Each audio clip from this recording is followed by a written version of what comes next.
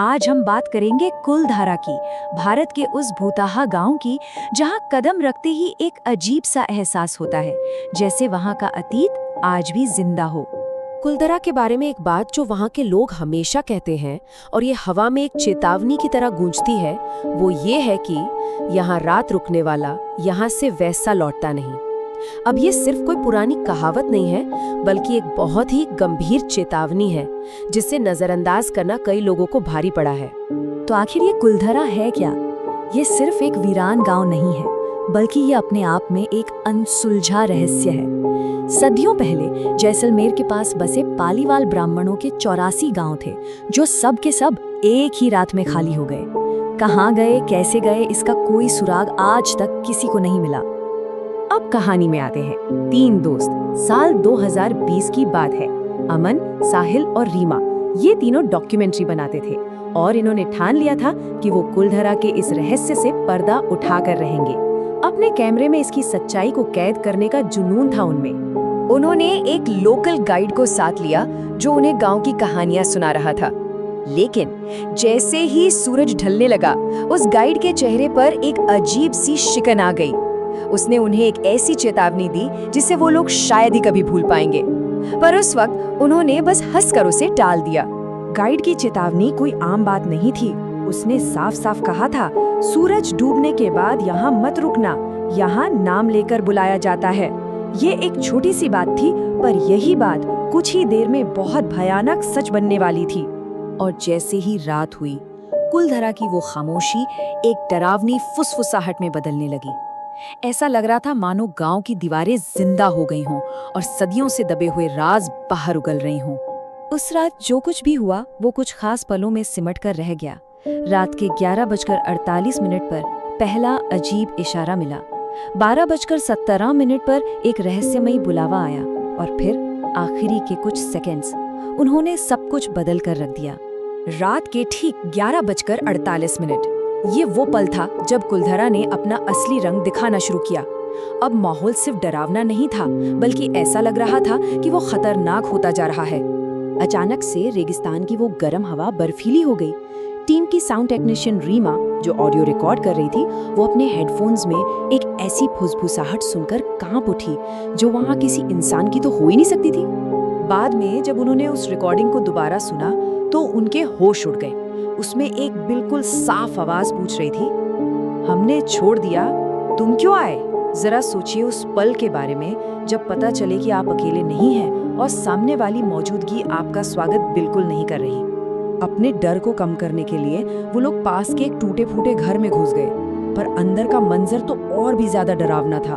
राख से भरा एक चूल्हा, दीवारों पर सदियों पुराने काले हाथ के निशान और आंगन की धूल में नंगे पैरों के निशान जो कहीं जा ही नहीं रहे थे। मतलब वो पैरों के निशान एक ठोस दीवार तक जाते थे और फिर गायब हो जाते थे। ऐसा लग रहा था जैसे कोई चलता हुआ इंसान बस पत्थर के अंदर समा गया हो। ये किसी भी लॉजिक से परे था। लेकिन कहानी यहीं खत्म नहीं हुई थी। इसके बाद जो हुआ वो और भी ज्यादा डायरेक्ट और पर्सनल था। ये सब हुआ गांव के एक पुराने और गहरे कुएं के पास। आधी रात के ठीक बाद 12:17 पर अमन को एक आवाज सुनाई दी। एक ऐसी आवाज जो जैसे कुएं की गहराइयों से आ रही थी और उसका नाम पुकार रही थी, अमन, पानी। साहिल ने फौरन अपना कैमरा उस कुएं की तरफ घुमाया और जो उसने देखा वो दिमाग को सुन कर देने वाला था। कैमरे के लेंस में कई परछाइयां नाच रही थीं, लेकिन जब उसने टॉर्च जलाई तो वहां कोई नहीं था। मतलब परछाइयां तो थीं, पर उन्हें बनाने वाला कोई नहीं था। लेकिन उस रात का सबसे बड़ा खौफ तो अभी बाकी था। वीडियो के उन आखिरी कुछ पलों में कैमरे ने ऐसा क्या रिकॉर्ड कर लिया कि रीमा वहीं बेहोश होकर गिर पड़ी। उस रिकॉर्डिंग के आखिरी 12 सेकंड में मानो सब कुछ एक साथ होने लगा। ऑडियो में कई सारी आवाजों की एक फुसफुसाहट गूंजने लगी, रेत पर अपने आप घरों के नक्शे बनने लगे और फिर एक आखिरी दिल दहला देने वाला वाक्य सुनाई दिया। और वो वाक्य था, हम एक साथ गए थे, तुम अकेले कैसे जाओगे? बस ये आवाज सुनते ही रीमा की हिम्मत जवाब दे गई और वो बेहोश होकर जमीन पर गिर पड़ी। कुलधरा में गुजरी वो खौफनाक रात जब खत्म हुई तो वो अपनी पीछे एक और डरावनी सुबह छोड़ गई और जो कुछ भी हुआ था वो कोई बुरा सपना नहीं था। अगली सुबह जब लोगों ने उन्हें ढूंढा तो पूरी टीम बुरी तरह से डरी हुई और थकी हुई थी। रीमा को होश तो आ गया था, लेकिन वो गहरे सदमे में थी, बिल्कुल खामोश। जो उसने देखा और सुना था, उसने जैसे उसकी आवाज ही छीन ली थी। और फिर एक आखिरी बहुत ही अजीब बात सामने आई। जब उन्होंने अपना सामान चेक किया तो देखा कि रीमा की ऑडियो रिकॉर्डिंग फाइल का नाम अपने आप बदल गया था। उसका नया नाम था kuldhara_stayed.mp3। तो इस सब का मतलब क्या है? वहां के स्थानीय लोगों का मानना है कि अगर कुलधरा किसी का नाम पुकारता है तो इसका मतलब है कि गांव ने उसे गिन लिया है, मतलब अपने लोगों में शामिल कर लिया है। ये सिर्फ एक पहचान नहीं है, ये एक दावा है। ये कहानी हमें एक बहुत ही बेचैन करने वाले सवाल के साथ छोड़ जाती है। उस रात अमन का नाम पुकारा गया था, तो क्या इसका मतलब ये है कि कुलधरा ने उस पर अपना दावा कर दिया है? ये एक ऐसा सवाल है जिसका जवाब शायद हमेशा के लिए उन खंडरों में ही दफन रहेगा। जो लौट आए वो पूरे नहीं थे। यही इस पूरी कहानी का सेंटर है। ये कोई कहावत नहीं है, समझिए एक चेतावनी थी, एक ऐसी हकीकत जिसका सामना उस टीम को करना पड़ा जो कुलधरा के रहस्य को सुलझाने गई थी। तो कहानी का पहला सबूत, एक अधूरी वापसी।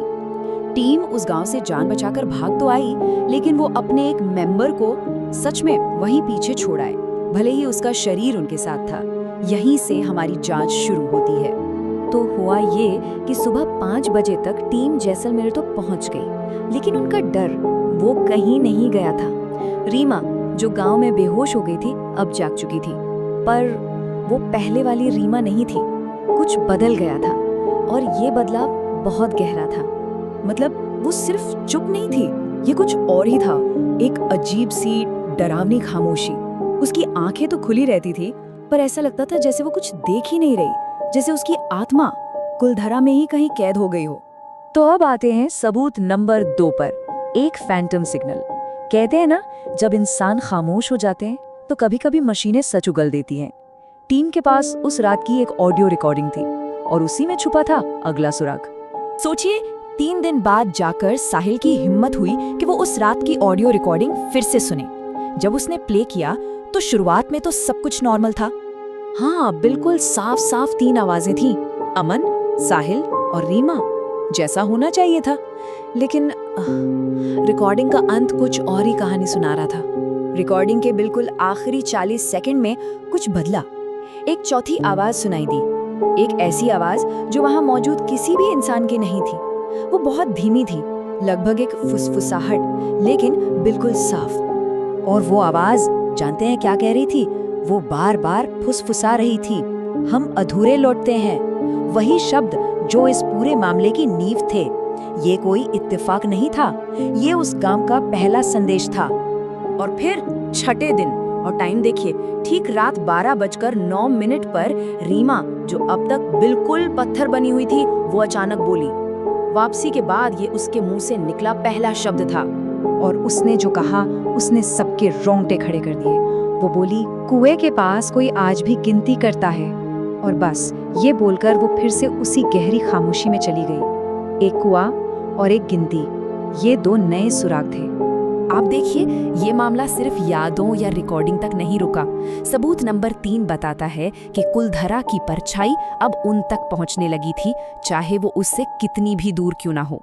जिस रात रीमा बोली थी ना, ठीक उसी रात अमन के फोन पर एक अननोन नंबर से कॉल आई, और जब वो कॉल ट्रेस हुई तो सबके होश उड़ गए। कॉल आ रही थी कुलधरा गांव से।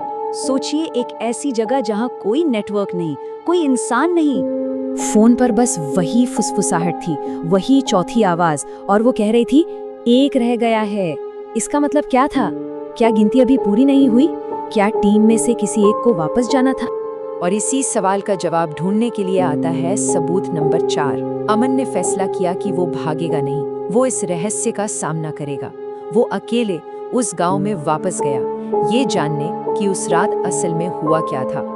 जैसे ही वो गांव पहुंचा ना, एक लोकल गाइड ने उसे देखा और उसे देखते ही बस एक बात कही, तुम रात में गिने गए थे। ये बात कंफर्म हो चुकी थी, रीमा सही थी, कुलधरा में वाकई कोई गिनती कर रहा था, और उस रात वो तीनों उस गिनती का हिस्सा बन गए थे। अमन सीधा उस कुएं के पास गया, और वहां रेत पर उसने कुछ अजीब देखा। 4 गोल घेरे बने हुए थे। पहले 3 घेरों में पैरों के निशान थे, जैसे कोई वहां खड़ा हो। लेकिन जो चौथा घेरा था वो खाली था, बिल्कुल खाली। बस उस खाली घेरे की रेत पर ताजे नाखूनों के खरोंचने के निशान थे, जैसे किसी को वहां से घसीटा गया हो। उस शाम अमन अपने होटल के कमरे में था। वो बाथरूम के शीशे में देखता है और उसके पीछे कुछ परछाइयां खड़ी हैं। वो रेगिस्तानी कपड़ों में थे और मुस्कुरा रहे थे, और उनमें से एक ने कहा, पूरा होने में बस 1 रात लगती है। और अब हम इस केस फाइल के आखिरी सबसे खौफनाक सबूत पर आ गए हैं। वो सबूत जो इस कहानी को एक भयानक अंजाम देता है। अगली सुबह अमन ने दरवाजा नहीं खोला। दरवाजा तोड़ा गया और कमरा अंदर से बंद था, खिड़की भी। लेकिन अमन वहां नहीं था। वो बस गायब हो चुका था। कमरे में उसके बिस्तर पर सिर्फ एक चीज मिली, रेत से भरी एक छोटी सी पोटली, और उस पर लिखा था, अब गिनती पूरी है। वो चौथा घेरा अब खाली नहीं था, गिनती पूरी हो चुकी थी। वहां के लोग कहते हैं कि कुलधरा में हर कुछ साल में कोई लौटता है। अमन लौट चुका था, पर वो लौटकर भी कभी पूरा नहीं हो पाएगा। और गांव वो आज भी गिनती करता है। ये केस फाइल तो यहाँ बंद हो जाती है, लेकिन कुलधरा की गिनती वो जारी है। सवाल बस एक है, अगली गिनती किसकी होगी?